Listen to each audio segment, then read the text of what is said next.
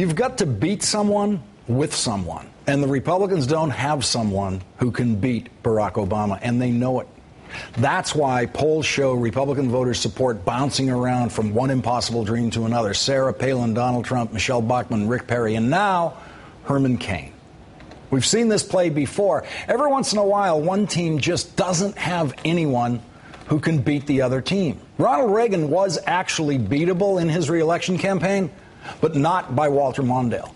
George H.W. Bush was beatable, but not by Michael Dukakis. Bill Clinton was very beatable in his re-election campaign, but not by Bob Dole. President Obama is definitely beatable with 9% unemployment, but Republicans are on their way to being stuck with a nominee they just don't like. It is simply the dislike and distrust of Willard M. Romney that is keeping the other Republican candidacies alive. And every day those candidacies survive, they make Republicans and republicanism sound crazier and crazier. John Harward last night, he will join us in a moment, he sat down with Rick Perry. Mitt Romney, after the president released his birth certificate earlier this year, said that issue's done and settled. I accept it. You chose to keep it alive in your interview with Parade Magazine over the weekend. Why'd you do that? It's a good issue to keep alive. Just, Donald's got to have some fun. So, and the issue is. But it sounds like you really do have some doubt about it. Well, I haven't seen his grades. My grades ended up on the front page of the newspaper, so let's, if we're going to show stuff, let's show stuff. So, but look, that's all a distraction. I mean, I get it. I'm really not worried about the president's birth certificate. It's fun to poke at him a little bit and say, hey, how about let's see your grades and your birth certificate. Well, but are you saying that your comments about that are kind of a joke, or do you seriously have an unresolved question like Donald Trump has about this? I don't have a clue about where the president and what this birth certificate says. Okay, here's a clue that everyone in America has seen, including Rick Perry. See what it says right at the top? Certificate of live birth, state of Hawaii. This clue says that Barack Obama was born at 7:24 p.m. on August 4th, 1961 in Honolulu. Rick Perry's inability to comprehend this clue, which is really actually a proof, provoked the Bush family to try to talk some sense into George W. Bush's former lieutenant governor.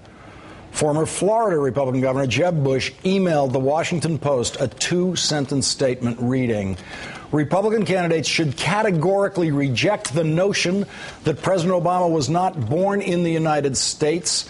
It is a complete distraction from the failed economic policies of the president. Note that Jeb Bush does not simply say they should reject the notion. He says you should reject the notion that the president was not born in the United States because it is a distraction. Today, the Republican candidates got some more coaching from TV televangelist Pat Robertson, formerly the craziest person in Republican presidential politics when he ran in 1988. Robertson did an absolutely wonderful version of the pot getting all high and mighty with the kettle. Pat Robertson, the Republican who was crazy long before it was cool in Republican politics, actually thinks these Republican candidates are too extreme and are going to end up the way Ann Coulter predicted they would. I believe it was Lyndon Johnson that said, don't these people realize that if they push me over to an extreme position that I'll lose the election, and I'm the one who will be supporting what they want, but they're going to make it so I can't win. Those people in the Republican primary have got to lay off this stuff. They're forcing their leaders, the front runners, into positions that will mean they lose the general election. Now, whether this did it to Cain, I don't know, but nevertheless, you'll appeal to the narrow base, and they'll applaud the daylights out of what you're saying, and then you hit the general election and they say no way, and then the Democrat, whoever it is going to just play these statements to the hilt.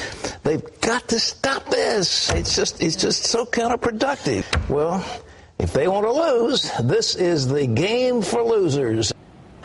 Joining me now, New York Times writer and CNBC's chief Washington correspondent John Harwood, who interviewed Rick Perry. Also, national affairs editor for New York Magazine and co-author of Game Change, John Heilemann. Thank you both for joining me tonight. John Harwood, you got the big interview, the big get of the week with Rick Perry as you were sitting there. And he was turning over his cards, in effect, and telling you what he wasn't supposed to tell you, which is this whole birth certificate thing is just a good thing to keep alive. Did you get the feeling that no one told Rick Perry, here are the things we say behind closed doors, and then here's the stuff you say to John Harwood? Well, I think people got that message to him today because when he had a press conference, he cut off the reporter. I think this was deliberate on Rick Perry's part, though. I don't know what his handlers told him ahead of time, but I gave him several opportunities, as you saw in the clip that you played, to say, I'm kidding, I don't mean it, it's not really serious. And he kept going in a way that was sort of half serious, half, winking at the idea. It certainly was not what they wanted to be the message of the campaign today.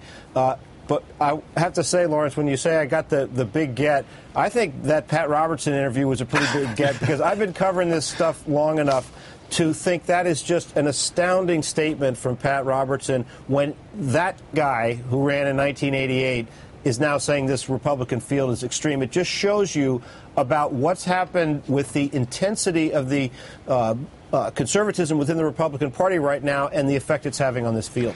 Yeah, John Heilemann, Pat Robertson, as reasonable man in Republican presidential politics, only these characters could have driven him to that position where he gets to be more reasonable than they are. Never thought you'd see that. No.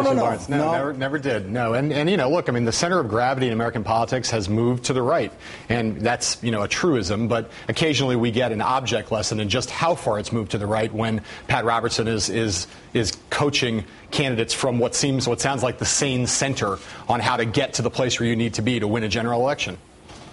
John Harwood, we know that Rick Perry's in an awful lot of trouble with Republican voters on immigration and calling them heartless, the voters, that is, and that sort of thing.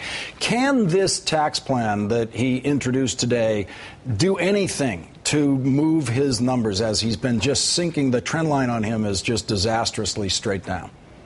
I think so. I think the tax plan can do him some good and set the table for the expenditure of that $15 million that he's got in his campaign bank account. Remember that nobody started heavy advertising yet. That's when we're really going to find out, first of all, if Rick Perry can do something to help his own image, his numbers, his unfave, the way people measure how voters perceive candidates, if it's positive or negative, is underwater right now, just sort of like an underwater mortgage. He's got to lift up the positive assessments of him, and then he's going to go after Mitt Romney. The expenditure of that money, with the kind of resources he's got and likely can still raise, at least for a while, is formidable. And so I think we'll find out, certainly in Iowa. He's got a base of social conservatives. That's what he started with. His numbers have been plummeting, but he's going to try to combine some economic conservatives with that. And this birther stuff speaks to a level of unhappiness within the Republican Party with President Obama that he might be able to tap a little bit of in a way more effectively than he has in the last few weeks. All right, let's go back to John Harwood's big get, because I want to look at this piece of your interview, John, where you talked about the flat tax that he introduced today. Let's listen to this piece. In 1996, when your advisor, Steve Forbes, was running on a flat tax, Mitt Romney said it was a tax cut for fat cats. If he says that about your plan, what are you going to say to him? Well, I would say that he ought to go look in the mirror, I guess. I consider him to be a fat cat. But it doesn't matter to me what anybody says about this. I know what will work. John Heilemann, again, I go back to the Perry staff. No one told him, hey, fat cat, that's a liberal Democrat term. Yes. We Republicans do not call rich people, investment bankers like Mitt Romney, fat cats. Well, and especially, it's so the candidate skills on display of this guy have really been extraordinarily bad. I mean, you think about, John Harwood interviews this guy on the eve of his his big rollout of this tax plan, which is supposed to change the subject for him. This is supposed to be his relaunch. And what's the first thing he does is he steps all over his own message, muddies the waters for this tax plan so that half the day, all we've talked about on cable television, on the internet, has been the birther issue. Now, it may be, as John says, there's good evidence to suggest that he wants to keep that alive, that he was given the opportunity to walk away from it, didn't do that. But it still is kind of a nuts way to conduct yourself as a candidate. And it goes to the thing that makes Mitt Romney the class of this field. Whatever you want to say about Mitt Romney, he has run an extraordinarily disciplined campaign over the course of these 10 months that he's been in the race. Or not tell you, I got in June officially, but it's really been going on all year. He has stuck to his message. He has not chased the shiny objects. He's not run after all the rabbits that are going down the rabbit holes. And that's what all these other guys are doing. And this is like a classic example. How can you be using that language? That is the language of, as you say, the liberal Democrat to attack Mitt Romney. There's a lot of ways you can attack Mitt Romney, but you shouldn't be calling him a fat cat. John Howard, Mitt Romney did something similar in debate when he said, I'm running for office for Pete's sake. That's why I can't have illegal people working on my lawn. But this was one of those, for Pete's sake, moments where he used that fat cat language with you. How surprised were you? Well, I wasn't too surprised because, we saw Herman Cain do a little Main Street versus Wall Street thing with Romney the other day. And Perry's been emphasizing the, son of a tenant farmer, the modest upbringing kind of thing. So he's trying to play to a little populist thing about Romney being rich. And I got to say, yes, fat cat's a bad term to use within the Republican Party because of the class warfare connotations. But he's kind of covered himself with the policy here. When you look at what he's proposed, 20% flat rate for individuals down from 35% now. 20% rate for corporations down from 35%. No dividend taxes, no capital gain taxes, no estate taxes. People who think of themselves as fat cats, whether they like the term or not, realize they would do exceedingly well under this plan. And interestingly, Rick Perry said he does not believe in a progressive tax system. Rick Perry could not be nicer to the fat cats. We're going to come back and talk about that after a break. John Harwood and John Heilemann, thank you both for joining me tonight. Thanks, Lawrence.